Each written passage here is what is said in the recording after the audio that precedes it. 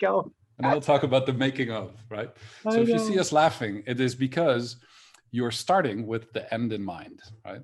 So what Shawn and I have prepared for you is something that's going to challenge maybe yourself and might also challenge the ones that are putting together this session or the ones that are consuming the session, because you have three choices. Choice one is you can look at a case study, and Shawn has a case study that you can take a look at, and I've prepared a case study, and it's a 15-minute end-to-end. You can see exactly the nuts and bolts of how a hybrid event was built. And you can watch the behind-the-scenes conversation that we've been having about the status quo of hybrid events. Or you can do all three, right? So, but then the session will take longer because it will take the time to watch the two case studies and listen to the conversation that we've had about the status quo of hybrid events. So those are your options. How does that sound, Shawn? Would you go to this? I think I will. I will definitely do all three. But I think it's up to whoever watching this and what's moon you are and what's actually the reason you click this session, right? Because I know there are a lot of other sessions happening at IBTM today. So appreciate you choose us. But now we actually just want to throw it back to you.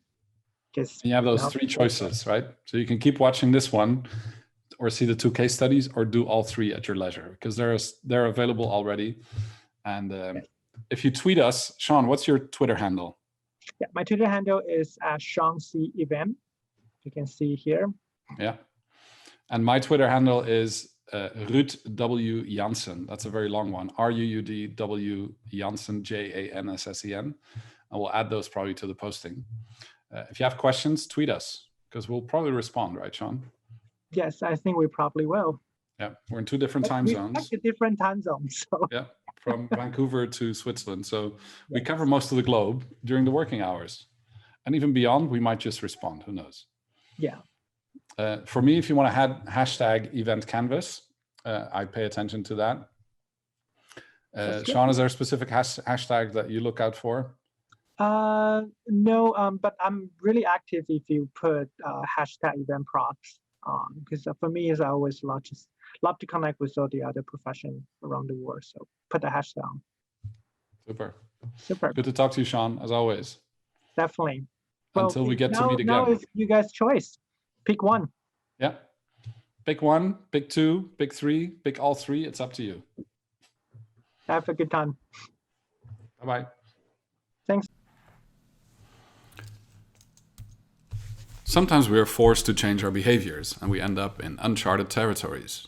This is one of those moments. My name is Ruud Janssen from the Event Design Collective. And in this session, I'm going to share with you how to design events at the speed of change. Joe Pine, co-author of The Experience Economy, said that the best events are not merely engaging experiences, they are transformational.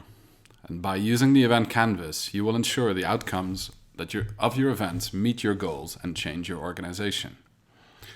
Now, I'm coming today to you from Switzerland, and as we're all in front of our screens looking through the little black hole, I'd like to give you a little sense of context as to why we're doing this in this particular way.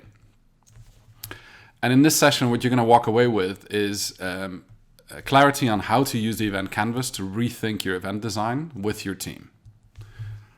One of the challenges that you have when you're involved in an event is that there's many different perspectives and ways of looking at the event, from event sponsorship to the board, to the participant journey, to security, to hygiene, to catering, speakers, event ownership, the host city or the platform that you're using it on. And that can be a very confusing conversation, especially when things change as fast as they're currently doing. Now, I'm sure many of you are experiencing this right now, that these levels of conversation and social layers and sense of direction and feedback and listening and need for action is something that can be quite stressful for some. So what you have to do is, like my colleague Dennis likes to say, who makes these beautiful drawings, to explain complex matters, he says you have to hit the thing over the head and make it from 3D to 2D. So let's consider two perspectives. One from the top, where you see the flag on top of the tent representing an event. And an event in its definition is something that changes behavior for multiple stakeholders. So let's for a moment pretend that you have found the magic potion and come out of tumbleweed and are back in level flight, and you can think clearly about what it is that you need to be doing next. You've regained a sense of perspective, and there's a sense of solidarity about the fact that there's nothing we can do about the situation, but we can only move forward. And then you find stability in the team and people with you who can create the narrative and the new message in a bottle that we need to create on different platforms. Now, I wonder what it takes to make a good event. And in this session, I'll be sharing a case study on how this has been done in the past, because this is something we've been doing for the past 15 years, experimenting with online and hybrid events and figuring out the pathways to success. Now, the first thing you need is a process, because a process leads to an outcome. And without a process, there's a giant set of confusions. So first of all, you need to be consciously designing an event and articulate the event story in a 60-second format. And you need to bring your team together. And in order to do that, what is required is that you claim the time to design your event before you go into execution mode and spending, let's say, for 100 people for an 8-hour event, 800 hours of total event time. Claim at least 1% of that time as event design time. And this is the time you're going to be spending in that space to figure out what it is that you need. Because in the beginning, you have to roll yourself in the problem and really discover from various perspectives how that will work in future. Now that sounds a little bit difficult, because how can you claim that time from the event owner? Well, the reason why you need to do that is because they might not be fully clear in their head of what it is that they're asking of you. And then there's a team that needs to manage where this will be going. And then ultimately it needs to be coordinated to be able to execute that event. This is where you articulate the change, define the event frame with all the restrictions, create the actual prototypes, and that leads to the event canvas. Now, there's many examples, and today what I'd like to cite with you is an example from the Internet Society. They have used these tools of event design to take a simple look at what it is that they were creating. First of all, events create value through behavior change, from entry to exit. The other element that creates an event is the fact that there's multiple stakeholders that have different types of behavior changes. And the third element is that your team needs to know exactly what they're doing and use the collaborative powers of their brains to bring that together. And so the event canvas is for anyone that needs to get everyone on the same page. It's published under Creative Commons and available for download at eventcanvas.org, as well as the first 100 pages of the Event Design Handbook that give you an instruction on how to do that, as well as the guiding questions on the event canvas. It's available in 14 languages, and it's something that we distribute for free. There's 3 elements to the event canvas that I'll touch upon in a moment. And what you might need to know is that at the end of the day, using the event canvas is for one reason. And it's this, like Julius said very aptly in the intro of the book. If you want to change behaviors, you need to be ready to change yours. The way we create events is broken, and this is the thing we're trying to fix here. Now, let's pretend that you understand the 14 building blocks of the event canvas, because it can be applied to any type of event. Whether it's the birthday party of your daughter turning from 8 to 9, and looking at it from the perspective of the birthday girl, the parents, or the grandparents, at the end of the day, it all boils down to the same thing. First of all, you have to figure out the change of the entry to exit behavior, define the frame of all the restrictions that you need to incorporate into that, and then prototype potential solutions. So in short, when you go through the process, it can look something like this. Long list of stakeholders, define who has a stake, figure out who has high power and high interest, analyze those stakes, write up the design restrictions within the design frame, then prototype the potential solutions to ultimately come out with your event narrative. And if a group of people do that together, and we have some role cards to make that process fun, ultimately what you can do is use the brainpower of a group of people to come out with a fun process to spend that time very wisely.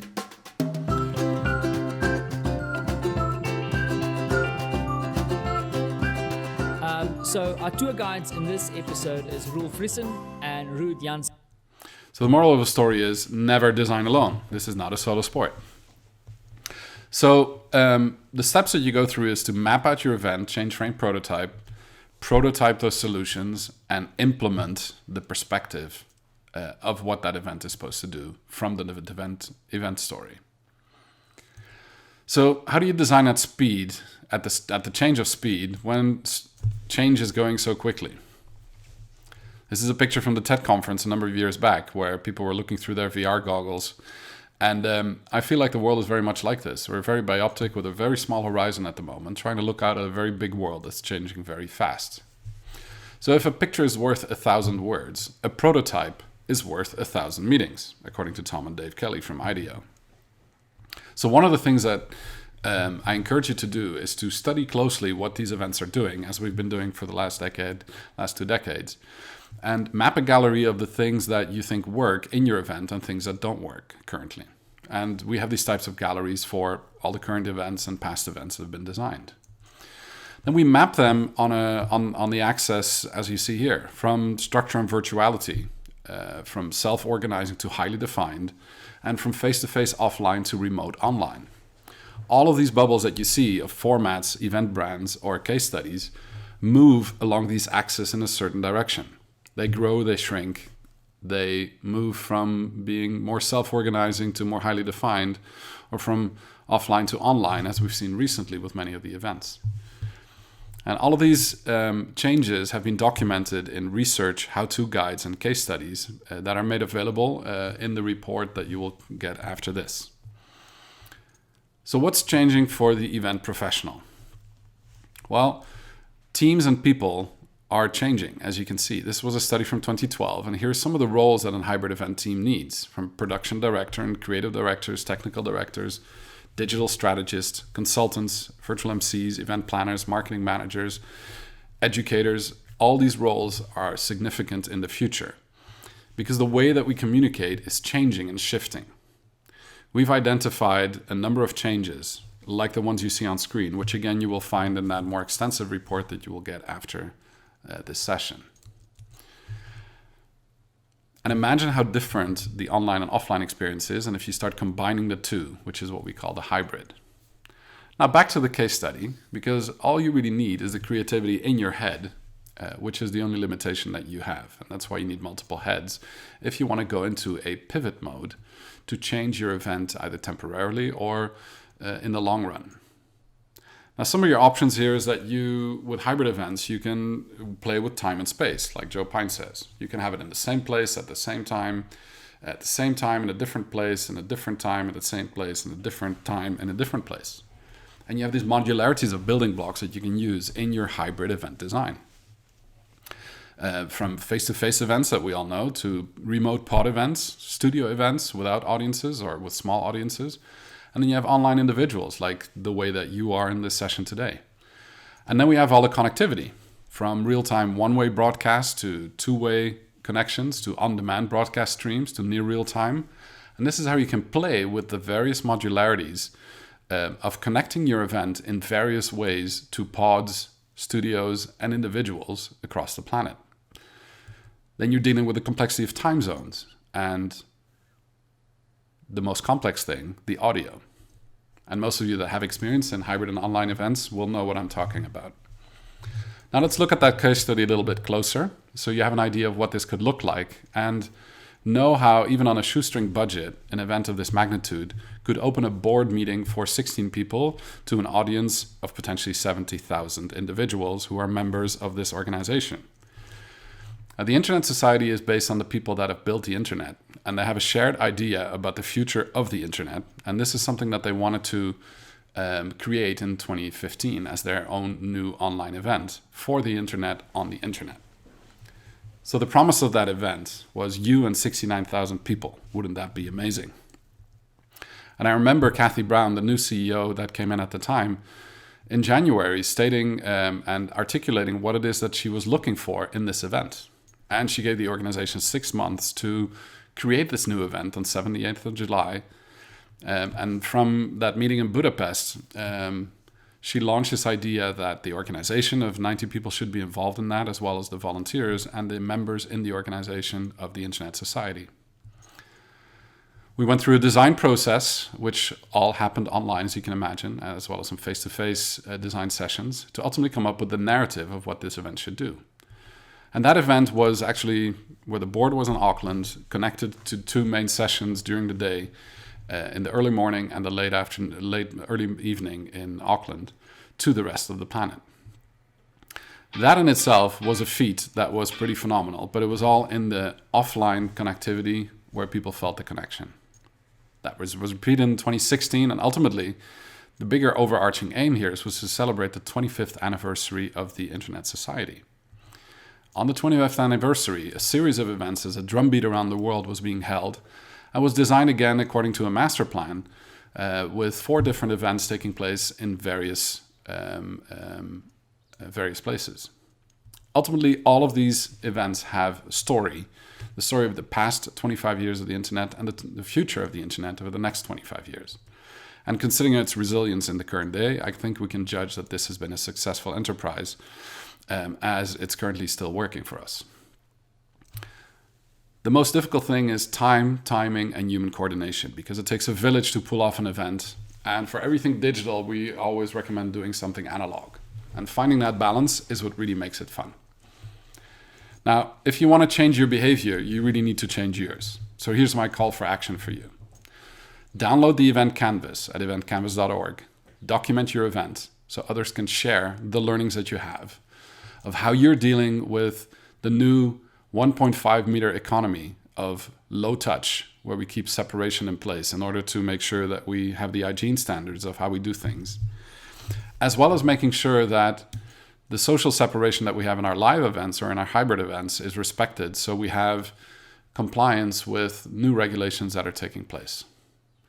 Now, many are taking those initiatives already, and we encourage you to join this movement of people that are applying event design systematically as a common language to have better conversation. And they're able to now learn with each other at various programs that are being held to become certified event designers, and to use the tools that have been developed in multiple languages to be able to design better events. I do this with my colleagues who are based across the globe, and we encourage you to find that online and offline connection to make sure that it can happen also with your organization, to create events worth attending and to design at the speed of change. My name is Ruud Janssen from the Event Design Collective, and it was a pleasure to be with you. Hi, everyone, and welcome again. And I would like to say thank you for choosing to watch this episode. My name is Shawn, and I'm a project manager at MCI Group based in the Vancouver, Canada office. And if you're watching this, I will assume you already watched the intro video Ruud and I did about this session. So when IBTM asked us to conduct a session about Hybrid Event 101, we soon realized that it's nearly impossible for us to do this within 15-20 minutes to cover everything that we think is important for you to know. Therefore, we decided to do something quite different. We decide to craft actually 3 pieces of content that you can either watch together one by one, or you can watch separately your choosing leisure time. And I'm actually quite curious to see how you think about this format. So please do share your feedback with us. And for this one is solely about a case study from me.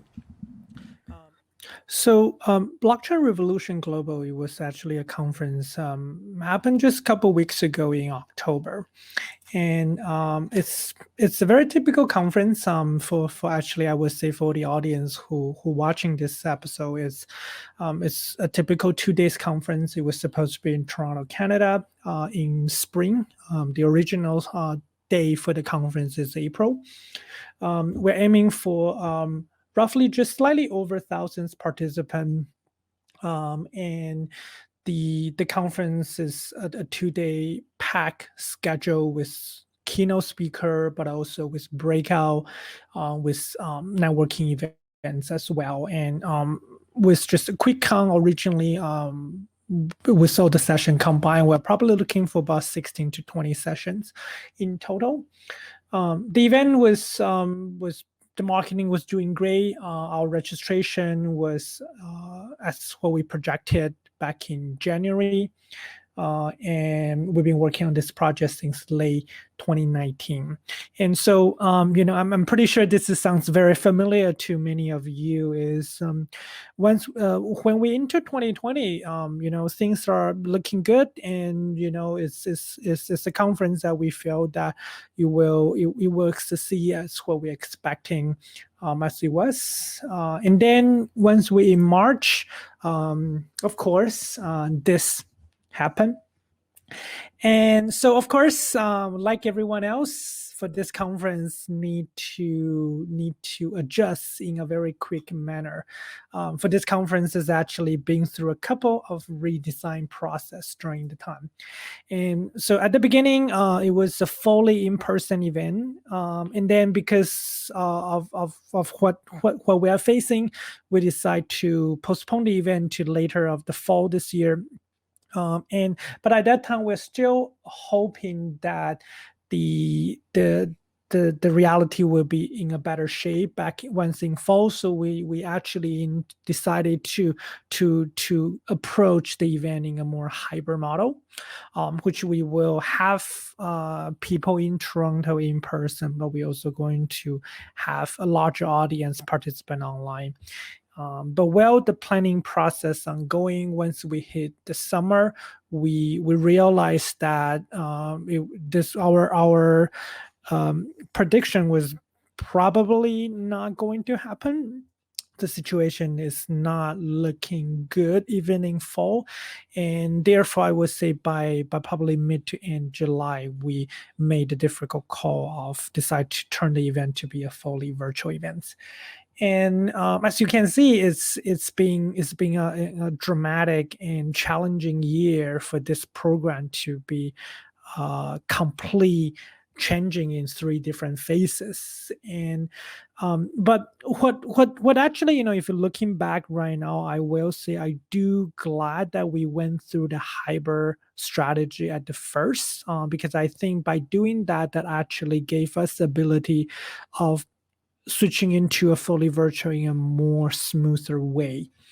And I also think this is something I would like to share with you guys in the next few slides is strategy is really important. Like when we're talking about hybrid event and how to plan hybrid strategy or hybrid model, I will say with yes, all the platform and all the tool and all the know-how are very important, but I will say the key things for us to do at the beginning is to go back to the drawing board and asking why. And that's kind of what in the next few slides I will share with you methodology that we at MCI we have been using and adapting. So the whole things we call DIVE, define, ideate, visualize, and engage. And the purpose for this methodology is for us to give us the ability to guide our client to transform the strategy process. And we adapting this methodology quite a bit with different type of client. And I personally find it's being a very helpful process that it gave us the ability to really help our client during the transformation process. And it helped us to not get lost in all the chaos and in all the which platform we need to use and how to create this technology and that technology and actually be able to bring us back and from like MCI's agency, right? So for us to be able to help our client to take a step back and bring them back to the drawing board to see, the most important thing is how can we continue to create a meaningful engagement, right? How can we continue to create that human connection that actually matter, whether that is a physical or digital space. So what is DIVE? That is actually very simple. It's actually 4 phases of the planning approach. I don't think there is any of the stage that need to spend a little bit more time, but I do feel the order of the phase is quite important. So at the beginning, it's about define, and this is the time that you go back to the drawing board, no matter how familiar you are or your client think they are with within the project, with the event that you guys are working on. Asking the stupid question, why? Asking why we need to do this event, why the event exists, why the project exists, who are our target audience, what's their needs, why they need to attend, and why the event in the new reality need to exist. Are there any alternative actually is better? And what are the success factors that make our event a success in the past, and what type of success factor might still relevant in the new reality we're facing, right? This is kind of the place that we are kind of go back and rechecking what's our mission statement and re-looking at our value proposition, if that is still relevant. If not, let's adjusting the value proposition to be relevant.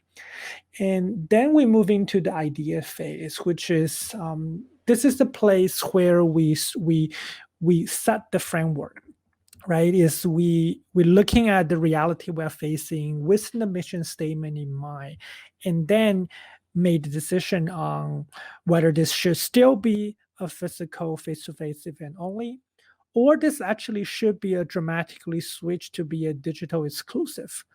Or are there any balance, because we know the benefit for both sides? So are there any way we can actually create a hybrid experience to connecting both? And this is also the phase I think we should all challenge ourselves a little bit, is how to do it. Are there any innovative approach that people haven't seen before? Are there any innovative approach that we should adapt, that it sounds non-traditional, non-conventional at the beginning, but it actually makes sense? And once you are able to create the framework, then that's how you dive a little bit more deeper, is to mapping out the user experience journey. And if it's a hybrid event, please remember that your user experience journey is not one journey. You are designing at least 2 journey. One is for your in-person physical attendee, and another one is for your digital attendees. And if you are in the ability of diving even further, I think your user experience journey should be even more diverse, including a journey for your sponsor, a journey for your speaker, a journey for your, the member who are not so engaged, or the member who are from the other country or the other province, right? Because their experience should all be different. But the most important thing is all of them, their experience should be equally important to you as the planner, because at the end of the day, the engagement and the connection is not only done by the physical attendance, they done by all your attendance. And that's why you need to personalize your experience, and you need to within the framework and the journey and the experience journey in mind, that actually then will help you to define what the platform, what the technology need you feel you will need to for this particular piece of experience with the events that you've been working on. And then last but not least, then that's at you kind of end the process with the engagement, which is kind of at the end, once you have the framework, you have the journey map out, then let's connecting the dot. I think way too often we as event planner, and that is the nature of our just our personality, is we go to the engage stage way too soon. I think many of the time is we go through right away and to see, all right, so let's make sure we have live polling. Let's make sure people can ask questions. Let's make sure we can have, matchmaking on the digital platform.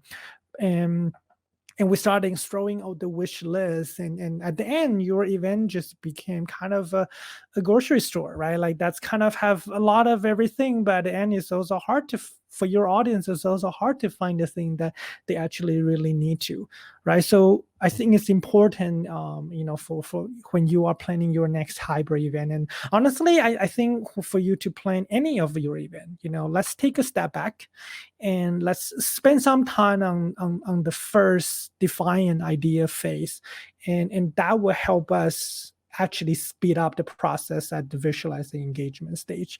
And with the blockchain revolution global, this case, I think I will be able to show that to you guys in the next few slides on how this help us in terms for the whole process. And so last but not least, I just want to end this slide with community need to connect. No matter what, right? Like community need to come together. There's a reason they exist, and there's a reason they meet. And no matter it's a physical or digital way, and we should not be afraid of to be able to provide both for our audience, for our community.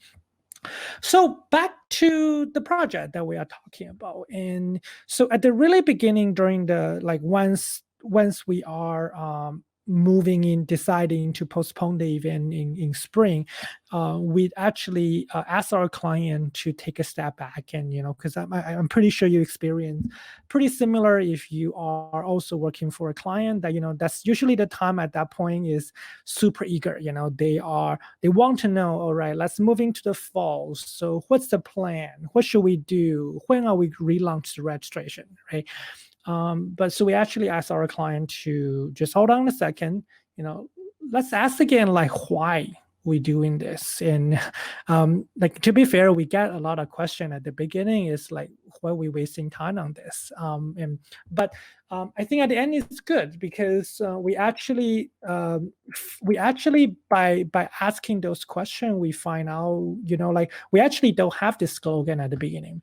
But then we actually realized, the whole purpose of the conference that exists is because we want to inspiring solution for new global orders through blockchain technology. And so once we have this in mind, we actually, I will say actually we have this defined stage down, then that actually help us to get quicker into putting the framework together and then mapping out the experience journey. So very quickly, we first moved to the event to be a hybrid model, which with the expectation that the pandemic will be under control by fall. Now we know it's not the case, but in spring we have hope. And so it's a complete brand new hybrid experience, that we have main hub in Toronto, but we are planning to create a TV style program that's gonna broadcast globally.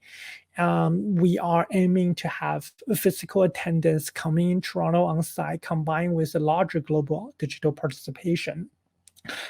Within that in mind, we actually kind of listing out what we would like in terms for technology and platform, that we identified that we're looking for a full interactive platform to participation that the online participant can using it to engage in watching session, but that platform also going to serve as a second screen for our physical audience. So they can also using that platform, even they are on site, to create engagement either between audience themselves or within the online audience. And we actually also identify some of the time slot that we are going to offer exclusive digital contents to the online audience only. And again, with that in mind, as you can see, is you are designing two user experience journeys, and both are equally important. For your on-site audience, the benefit is beside the session, you have those hallway conversation, you have those many social networking opportunity that can happen naturally. But for the online audience, you still need to create something for them, and that is why you come down to you should offer some sort of exclusive digital contents for them. And I know it's off topic a little bit, but that's also another value proposition you can propose for your sponsor, because what happened is when your in-person audience are having their coffee break or lunch break, that is when you using that 15 minutes or half-hour time slot for the digital audience to provide exclusive Q&A with the speaker, or to meet the expert, or even the sponsor contents, right? So there are a lot of ways that you are able to offer both, but also create a lot of the mixed benefit for both audience. But at the end, we know this is unfortunately is not happen, because what we are facing is still very serious in North America, and therefore I think in mid to late summer, we decide to complete changes to be a fully virtual events, and that is within less than 3 months to producing these events. And we are able to do it even from a framework perspective is simply because if you remember, we have this already, right? Like when at the beginning, when we design as a hybrid event, we designing as the equally important audience journey. And now we decide to go fully virtual. We simply just have the virtual audience framework to be up in the center, and we look into way and how to expanding that. And in a complete digital experience, as you can see, the pros and cons is there, and we just need to looking at the pros part, and we just need to challenge ourselves and to see how can we take the advantage of a digital space and make it better. And that's how we come down to this program is at the end, we decide to extending the program to be a 5 days program. So instead of a 2-day, it became a week-long program. And it is a ticketing event, and our ticket, honestly, I won't say is cheap, even for digital participation. So we are not seeing a massive increase in terms for, I know like a lot of the conference this year experience a dramatic increase of the audience because they offer it for free. We didn't. And so for our case, but you can see we're still reaching our audience. We still reach our goal, which is over 1,000, and we actually have more than that. And the biggest benefit is we are still selling. At this point, mid-November, the conference is, I think now is December. The conference is already been down for almost a month. We are still have people purchasing the registration because they would like to watch the on-demand content. And we are able to we are able to massively extend our program reach in a digital space, because although the session is shorter, but that also means we can fit in more session within the time frame of people's habit, and we also be able to have some of the speaker that traditionally we need to give up because of travel at your time. Now because it's virtual, they can attend, or they can simply record your session in advance for us to reproduce. And also, I think last but not least, with the virtual audience, with the virtual platform and virtual framework, we are able to offer the session to a wider audience in different time zone and different region. And that's how, for this conference, the first time, we are including 3 regional hub outside of North America, that although our main program is scheduled with the time that more friendly with the North American audience, we do have program curated locally in Europe, China, and Brazil that are fitting with their time frame and have the relevant content that is more in line with their market. But all the programs are live under one roof under our digital platform, and therefore everyone who attend this event be able to also benefit from those regional specific content. And although our event at the end, it was the virtual events, but this is actually going to be a same framework, even if it's still a hybrid event, right? Because those virtual regional hub, they would just be a they would just be a regional in-person hub, like I think many of the conference have been doing lately, and we're gonna see more like that in the coming years. Long story short, I think all in all is the benefit to really adapt and looking at hybrid strategy for your program, your next event is limitless here. And the key part is that gave us the flexibility to make sure our events or our program that is both good with the physical attendance but also digital attendance. And with the access of the digital attendance that actually help us to be able to better understanding our audience because of the data insight we are able to collect. And this actually going to extend the life cycle, of your product, of your events, of your messaging. And I think most importantly within all the benefit is that help the event to be future proof, right? Because within this strategy, you are focusing on the future, not just the now. And so with that in mind, I say, this is a case study that, of course, there are a lot of challenge, and it's not a perfect program with the limited time frame that we are in. But I think by adapting the dive methodology, we are able to actually make the event. I'm not gonna say better, but I'm going to say that to be able to make this event to be continue and equally provide the benefit and value that we would like to provide for our community. And so I think this is actually a very good case study to share with you guys today. Is the reason I think we should all plan all our event as a hybrid event actually moving forward is the hybrid model actually gave you the ability to adjust very quickly depending on the situation you are facing in. Thanks for watching this. And if you have any question or you have something you would like to share as well, I am very interested to connect with you. So you are welcome to connect with me on LinkedIn, and you can find the URL down below. Or I'm very active on Twitter as well. So welcome to just simply tag me at Shawn C Event. Or you prefer old-fashioned way, then my email address is down here.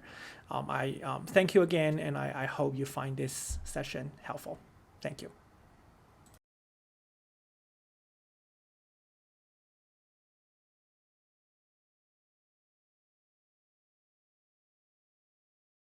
We're talking about people kind of lack of commitment, right, in a digital space.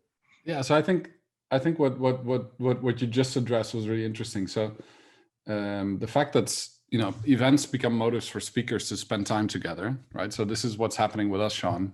From Vancouver and Basel in Switzerland, we keep meeting on the Twitter universe, and we've met in Vancouver and in various different places across the planet. But now you get to spend time together because you're preparing something, you're reflecting on something, and you're sharing experiences, right? Which normally is the hallway conversation that happens maybe at events over coffee or at a meal or at social moments, right? And this whole, what you're just saying, I think is very interesting. The ability for people to commit. I mean, they should not change their behavior because the event is no longer live, right? The digital requires the same discipline, time preparation. If you want better results or the same results, you need probably even a little bit more time because a lot of people don't have the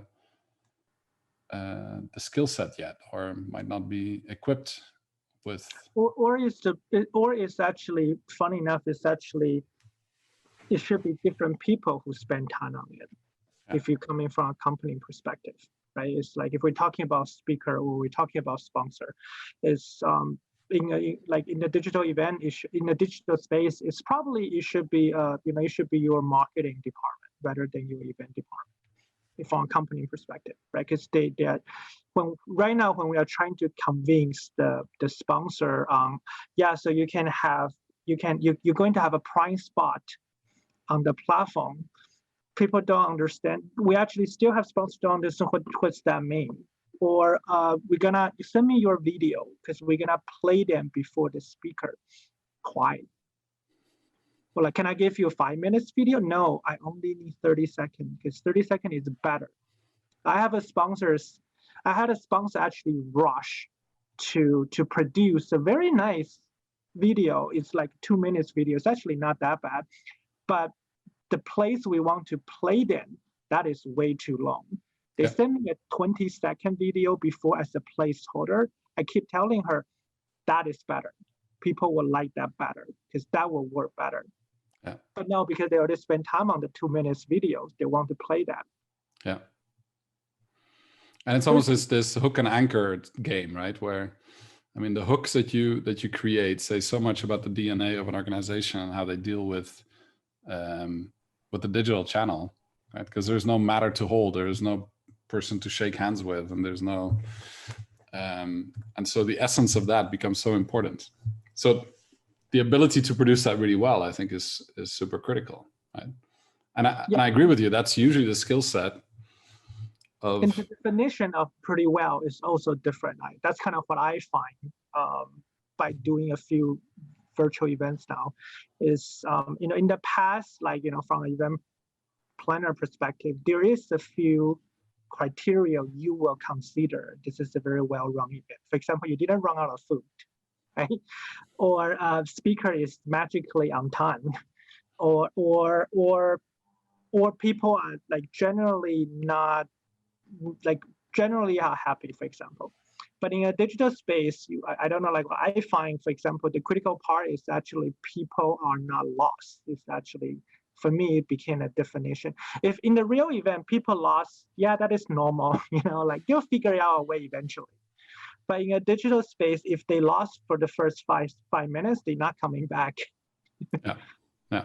So those are the things that and I feel the only thing for event planner to be able to do is just do your best and try to do as many as you can, because the only way is you get that experience, and then because it's also a mental thing. It's you get it now you know what is actually important now in this. It's like a mental dexterity, right? You need to build the digital dexterity, but it's a nice metaphor that you talk about of if people are lost at a live event, and when you're dealing with hybrid, you have both live and online, which makes it even more complex.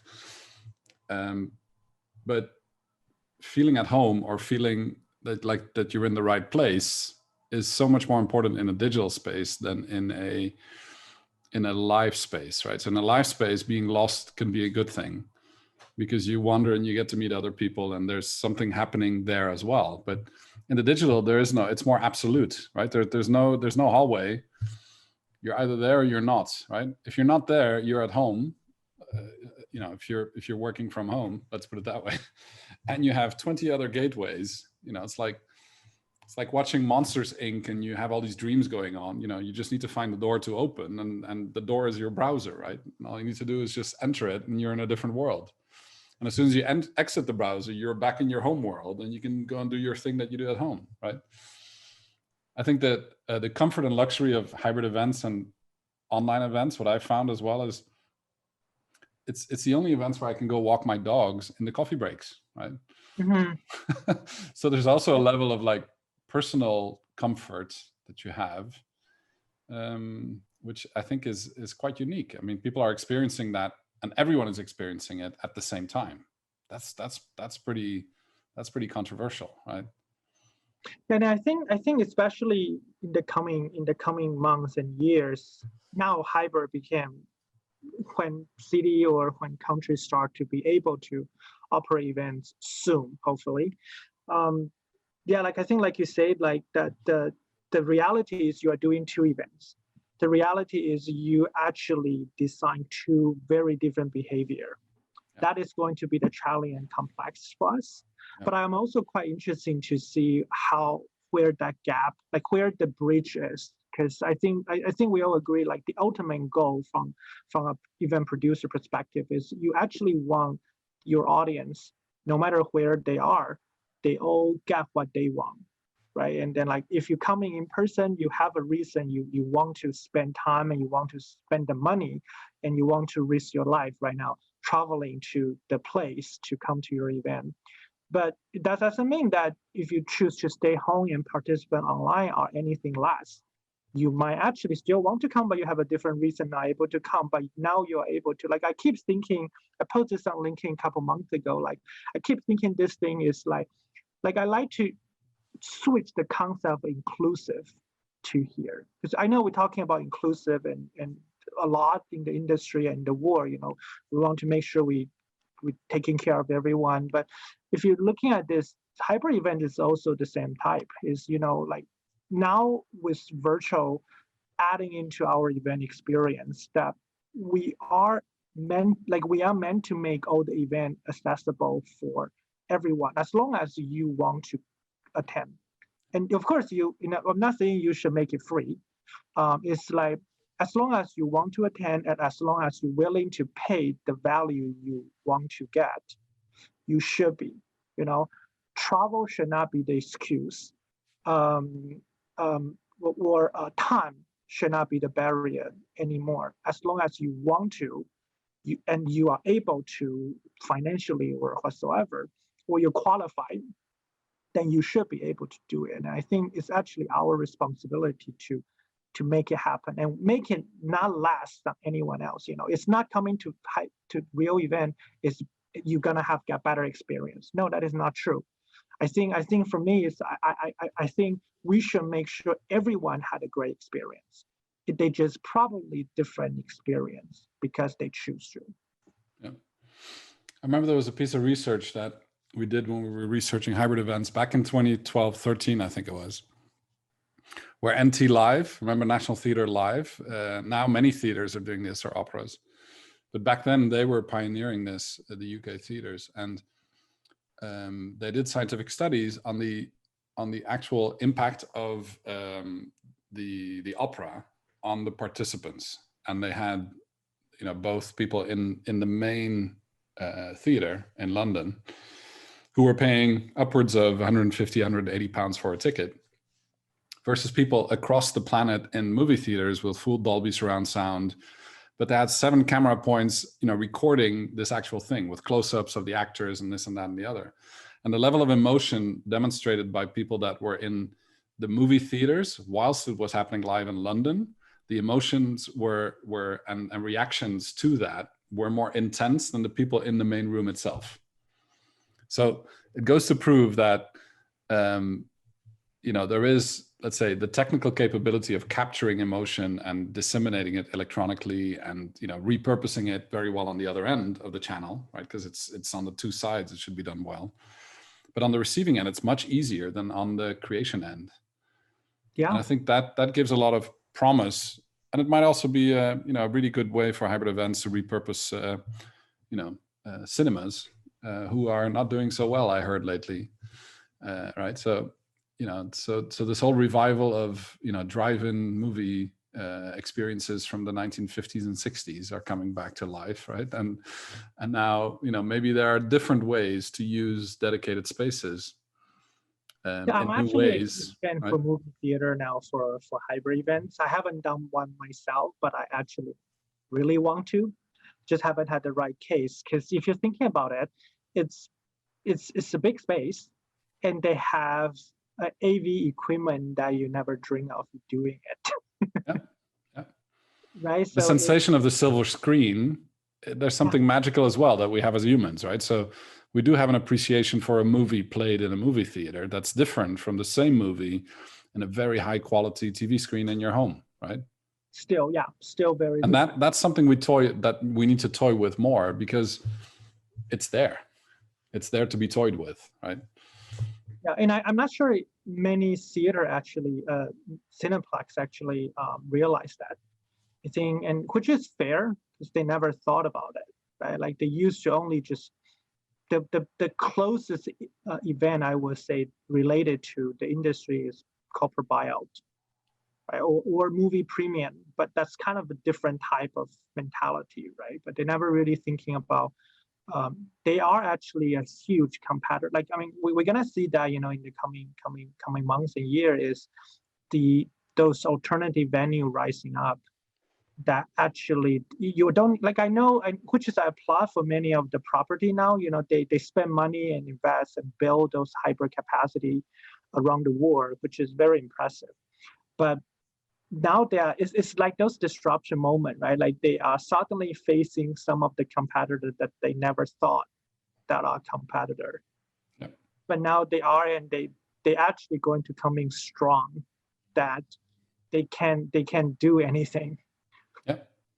Yeah, going to be very interesting to see that. I think the skill set that Netflix has in its portfolio is going to be a critical one, right? Casting the right actors, being able to tell a story, produce quickly and at scale at high quality. That's basically another interesting thing you brought up, because you're actually right. Like the way that the speed they are able to do in terms of producing new show and new movie. Yeah, by mentioning, they're actually way faster than what it used to be. Yeah.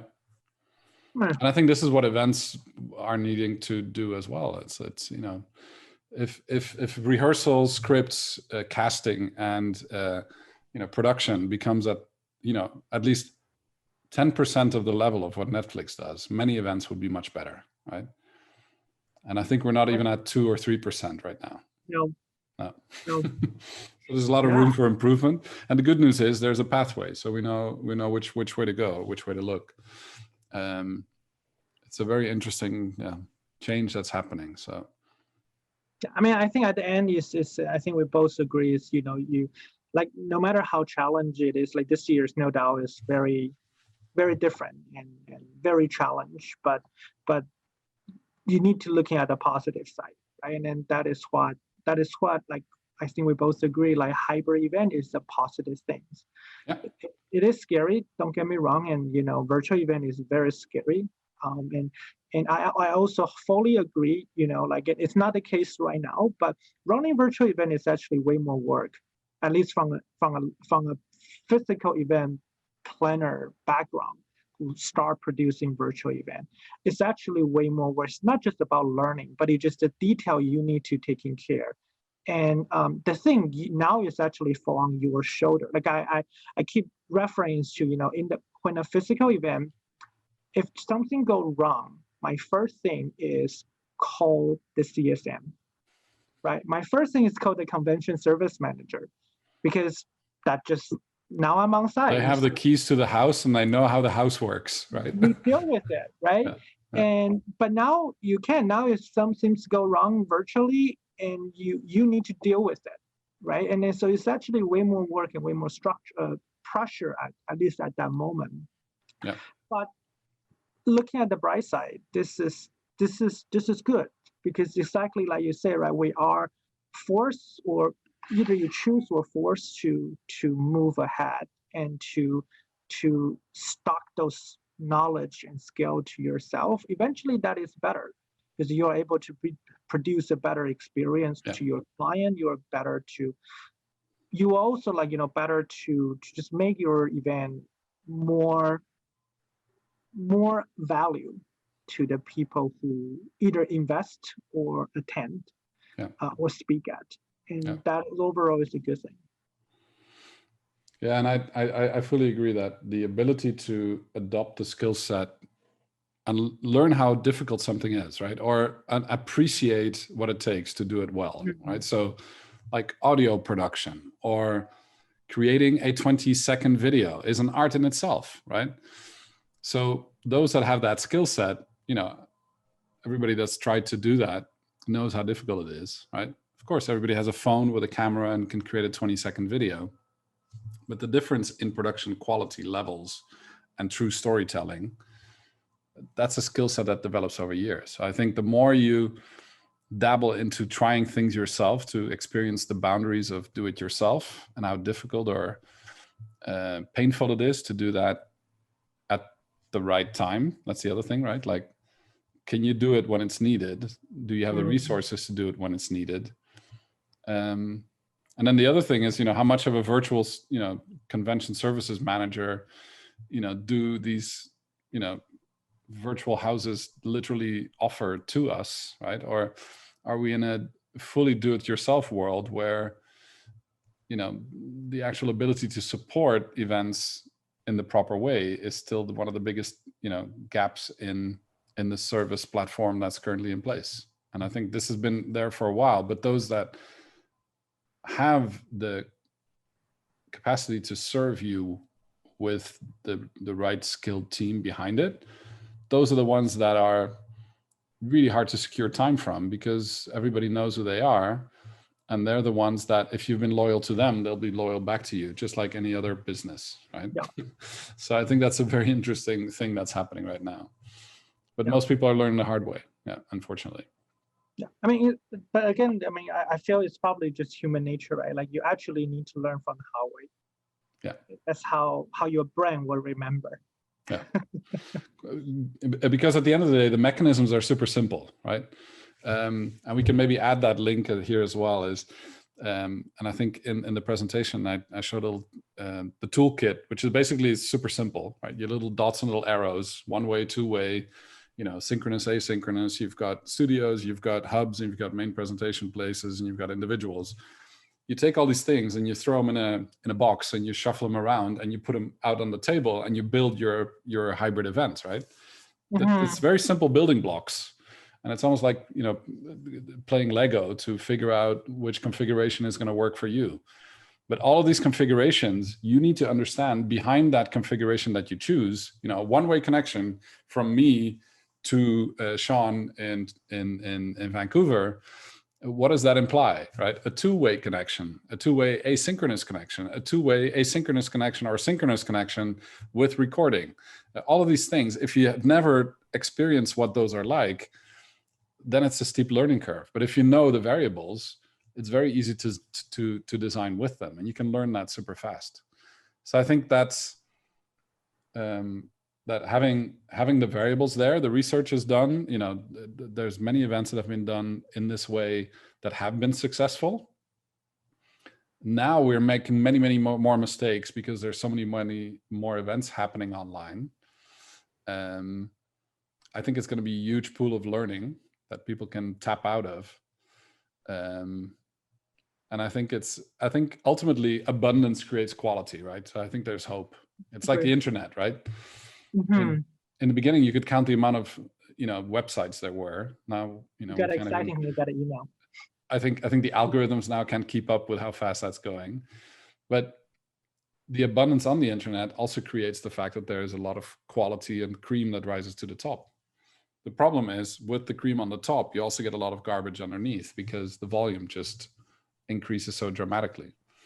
I think this is what we're seeing with virtual and hybrid events is, the amounts of them is going up dramatically, and finding the high quality ones is like a needle in a haystack, right? But which ones have you recently tapped into that you think are worthwhile looking at for people that are listening to this? Well, to be fair, like there are quite actually. I think I do find actually a better lie right now is I think many of the virtual events I attend lately are actually all not bad. But I still must say I think for me so far my highlight is still during the summer when Tomorrowland turned their music festival into a digital experience. I think that one for me so far still the best. And I know they have quite a bit of budget to do it so, but the way they do, and for those who don't know, just Google Tomorrowland. Like I actually never EDM fan at all, but I just randomly, I think someone posted and I got intrigued by the graphic. That was very cool. And then I checked out their website and I got blown away. I actually purchased the ticket. Right, it's not cheap, but it's not expensive. Like it's like saying 20, 30 euro. It's not cheap as well, right? But it was actually, I still feel that was like my best thing to do this summer.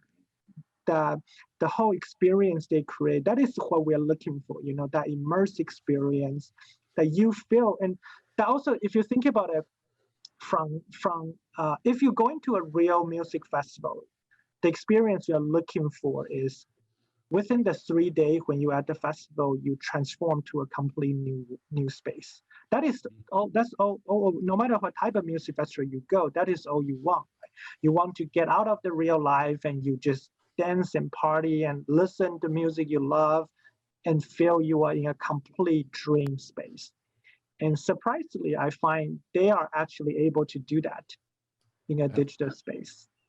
Yeah, that was a pretty amazing event. So we spend our time also documenting good event design. So this was the Tomorrowland event that you were talking about in mid-July this year, and it's fascinating to see how different events do different things, right? So we've spent time also documenting, which events are good, worthwhile events to kind of look at and take a closer look at. To build out kind of like an IKEA store of events that are worthwhile observing and looking at. And so, Shawn, as a participant, I encourage you to also give that feedback, right, to that event design, because at the end of the day, this is what these events are looking to do as well, right? It's through the experiences of people that have never been there before that they actually get the ability to now become part of a new audience that they, had not been before. And so I think this is fascinating, right? So the ability to create something online that festival organizers apparently can do, and now bring it back into a reality. Look, they even painted in the Vancouver Mountain. Honestly, no matter how, yes, those that looks amazing. I'm pretty sure a lot of people, when they're watching this right now, they will say, yeah, but I don't have the budget or whatsoever. That is not the point. Right. The point is they actually stick to what they are planning. I think that because I actually watched that short documentary. It's only like 20 minutes. It's actually worth the time. Yeah. And you just feel it, and you can feel their excitement and their passion and the reason they do all those things. And that made them, when they make the switch, there's a purpose behind it. And that was the fascinating part for me. Yeah. The scale of that is also so big that it's hard to wrap your head around it, right? Yeah, because I don't know if you saw that. It's amazing how they do, because they actually very transparency. I remember the day after they released the press release, it's actually released all the secret. Yeah. I was very blown away, and I'm super respect for them. Is I think they opened up the back office to say, here's how it's done, guys. Yeah. And this is the range of opportunities, right, Shawn? It goes from a 2-person conversation like we're having to scaling to a festival audience across the planet for 20-30 euros, right? Which normally if you buy a ticket to Tomorrowland, you can add easily a 0, excluding all the costs that you're going to make to get there or to spend time there. So add 2 zeros by the time you're gone. So all of a sudden the whole thing just shifts, right? So the audience changes, the dynamic changes, the production changes. It's a huge upside down, but it's not rocket science. It's the creativity between your ears that you have to activate to think about the options and then be able to deal with the fallout of whatever crazy stuff you came up with in your design, right? And actually what I found is that there's more than enough production companies or people that know this stuff pretty well that are able to help and that are, to bring you from, I can't do it because I don't know how to do it, to here's what I'd like to do. Who can help me do it, right? And I think if you can articulate the latter, you will find the people that know how to do that stuff. That's true. It's true. Regardless of time zone or place or whatever it is. It's incredible how quickly you can build value and how you can translate it back. The harder part, like what we talked about in the beginning, was how do you get people to commit to that, right? Because the amount of people that show up at Tomorrowland on day 2 or 3, right, so to say, now, right, is a completely different dynamic from going to Tomorrowland last year, right, or 3 years ago, when you knew it would sell out, you knew that it was going to be hardship to get in, all of those things were there, but that threshold is completely gone, right? No more barrier. Yeah. So I think those dynamics, if you start toying around with them, gives a lot of opportunity and makes them a lot of fun as well. Right? Yeah. So at the end, it's, like I think we just keep coming back to this system.